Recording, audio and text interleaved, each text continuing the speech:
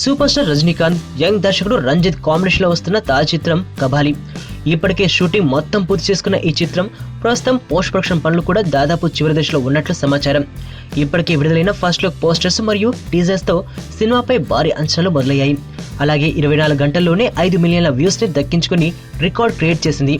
అయితే ఈ చిత్రంలో రజనీకాంత్ మాఫియా డాన్ లాగా కనిపించనున్న విషయం తెలిసిందే. తాజాగా ఈ చిత్రం గురించి కోలీవుడ్ లో కొన్ని రూమర్స్ వినపడుతున్నాయి. 2008లో విడుదలైన హాలీవుడ్ సినిమా టికెన్ చిత్రానికి ప్రీమేక్ గా కబాలి చిత్రం రూపొందించబడుతుంది అని కోలీవుడ్ మీడియా కోడైకొస్తోంది. తన కూతుర్ని కిడ్నాపర్ల నుంచి విడిపించడానికి ఓ ఎక్స్ ఏజెంట్ జరిపిన ఉత్కంఠభరితమైన పోరాటంగా టికెన్ మూవీ తెరకెక్కింది. సరిగ్గా ఇదే కథాంశంతో కబాలి మూవీ తెరకెక్కుతుందట.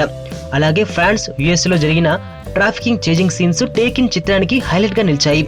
ఇప్పుడు రజనీ కబాలి చిత్రానికి కూడా మలేషియాలో చిత్రీకరించిన చేజింగ్ సీన్స్ హైలైట్ అవుతాయని చెబుతున్నారు. అయితే కబాలి మొదటి పార్ట్ మొత్తం భాష తరహాలో సాగుతుందని, ఆ తర్వాత రెండో పార్ట్ లోనే ఫ్లాష్ బ్యాక్ సీన్స్ టేకింగ్ సినిమాని తలపించేలా ఉంటుందని సమాచారం.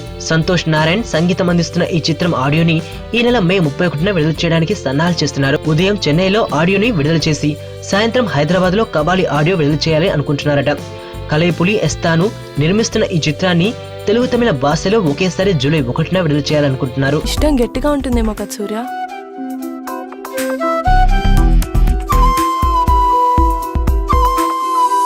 సరే నిజం చెప్పు, నేను ఇష్టమా మీ నాన్న ఇష్టమా? నానా